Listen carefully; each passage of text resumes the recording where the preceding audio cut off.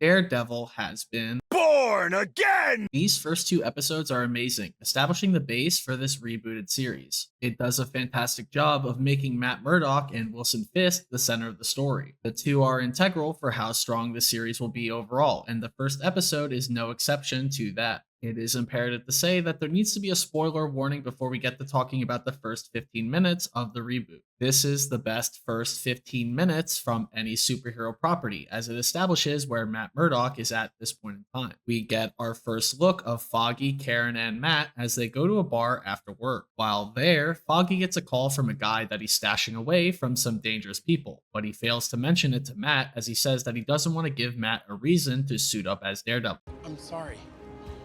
Maybe I didn't want to give you an excuse. This turns out to be a trap, as Foggy's location is given to Bullseye, who shoots and kills Foggy. This fight scene between Daredevil and Bullseye is one long shot that stretches and bends without any cuts, and we follow them for the entirety of the fight. It is the best choreographed fight from Marvel in the past decade, and they show it in the first 15 minutes of Daredevil Born Again. After successfully capturing Bullseye, Matt can hear Foggy's heart slow down and stop. To which his shock and anger takes a hold of him, and he tosses Bullseye off of the building onto the pavement below. His anger has blinded him. Okay, wrong choice of words, but he drops his mask and it plummets down below in one of my favorite shots in the entirety of the MCU. Matt's face is then seen by a retiring cop by the name of Cherry, who starts working with Matt as a private investigator. After Foggy's death, a whole year passes by though, and this helps fill in some of the time gaps since the end of Daredevil Season 3. At this point, this series seems to be tied directly to the ending of Echo, which sees Wilson Fisk return to New York to run for mayor. The duality between Matt and Fisk is done exceptionally here, as the two both pick out a suit to wear, but not the ones that they wear in their respective vigilante and crime boss lives. Instead, they're trying to return to the land of the living, trying to blend in and letting go of their alter egos. Vanessa is revealed to still be alive and has taken over the Fisk criminal enterprise. It is intriguing because there's a distance between Wilson and Vanessa, and during therapy, Wilson says that he had to leave because of how he was assaulted by a vigilante. This obviously referring to when he was shot in the head in Hawkeye. Sometimes family doesn't see eye to eye. While Vanessa succeeded professionally, she says that she missed Wilson and says that she didn't know how to feel upon his return. That same kind of separation is mirrored with Matt and Karen, who have broken up as a result of their tragic loss of Foggy. This death has them at wit's end with each other, as Karen avoided Matt and didn't accept any of his calls. We see how Karen has now moved to San Francisco and came to the court trial to see Bullseye get convicted of the murder of 11 people. And while Karen and Matt talk with another, it is very clear that Karen wants nothing to do with Matt. The way that Daredevil Born Again establishes that Matt and Fisk are two sides of the same coin is kind of phenomenal, and this subtext may be lost on some people. That dynamic is continued as the two of them talk amongst each other at a diner, where Fisk says that he heard about the incident with Foggy and that he kept his promise, saying that he had no part in that murder. The most important pieces of dialogue come throughout this conversation, as Matt says that he believes in grace and that a man can redeem himself if he wants to.